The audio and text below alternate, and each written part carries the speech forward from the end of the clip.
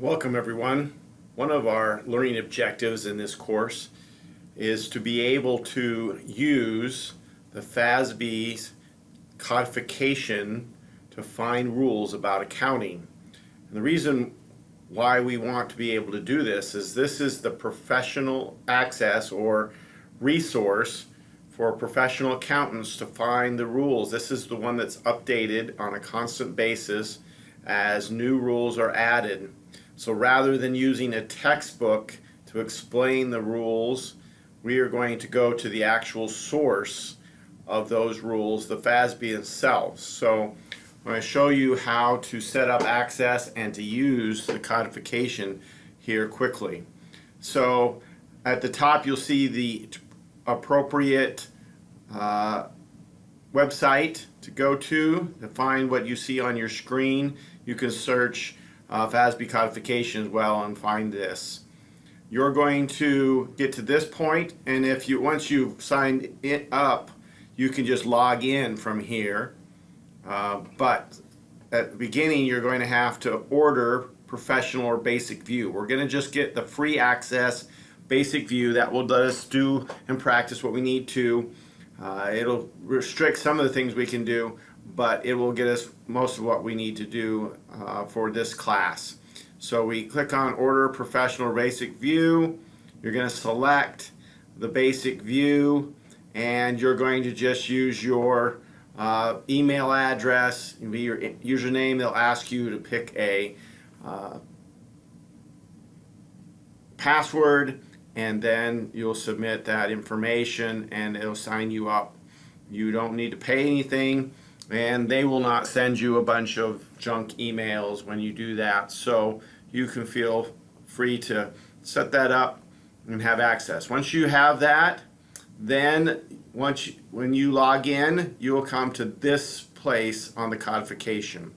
Now the idea of the codification is all the accounting standards are in one place and they're organized by topic, not by date or anything else, but by topic, so that you can find what you're looking for much easier. And this is constantly updated, that online version, so that it can be updated whenever the FASB changes the rules. And in fact, in the rules you'll see the old rule and the new rule often during the transition period. So as you see on the side here, it's organized according to major topic. General principles, there's nothing really there. Then presentation, assets, liability, equity, revenue, expenses, so forth. Broad transactions. And then each one of those can be drilled down and you see the different topics. So when you reference the codification, you're going to reference these section numbers. So if you found your answer and needed to cite it, you would cite 205, and then the subtopic, say going concern, would be 40.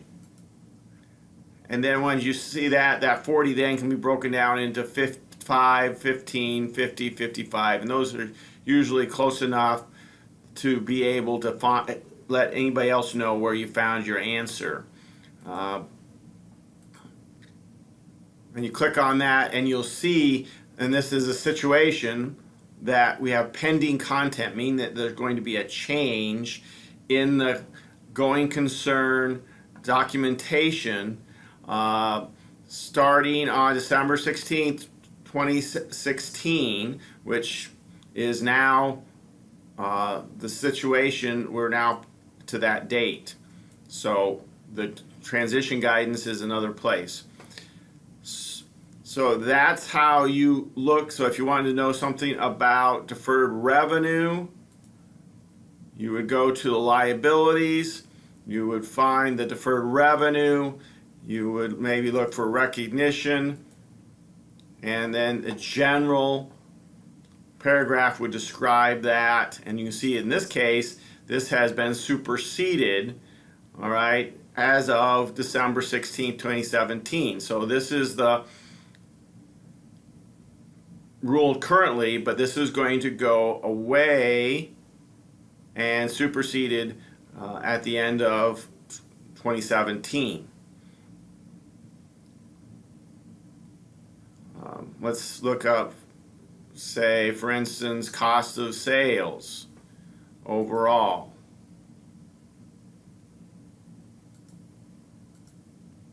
And if you want background about what the rules are about, there's the comment, the background, there's the rules, the pending content that's going to change, and so forth. If there's something you don't find in the regular topics, you can look for broad transactions, where you might find interest and fair value, and look up those various items.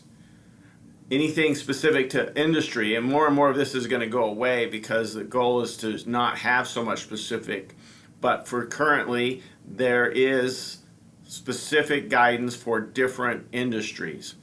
Now, you cannot, using the free version, just go up to the top and search. This is not available, and you cannot print any of this. So sometimes I have provided you references to various sections you can read in the syllabus. Other times I've actually given you a copy of the pages you would see if you went there. And the way I've done that is I just took a screenshot and then put it in Word and then printed it or made a document out of it. So how do you get around searching? Let's say you're not finding what you need through your browsing the various topics and drilling down, or that seems to be taking too long. The way I sometimes do it is using the Master Glossary. Now, if you are a professional, you would upgrade to the professional view and you could do the searches, but Master Glossary is kind of a backdoor way to search for things. You can go in the glossary, find the idea of what you're looking for in the glossary. For instance, the term market approach, and then you could find where that section or that topic was dealt with. And so that sends you, market approach sends you to fair value measurement topic and so forth. So that's kind of a backdoor way to find things, is use the Master Glossary and then do a search. So to practice using the codification, once you signed up, I would like you to find the disclosures necessary for related party transactions.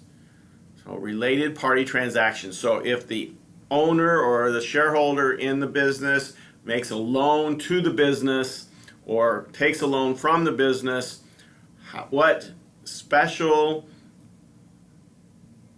disclosures or information is necessary, because that is not a normal course of the business type of transactions. So what do we need to tell our readers about that according to GAAP and the codification as currently it stands?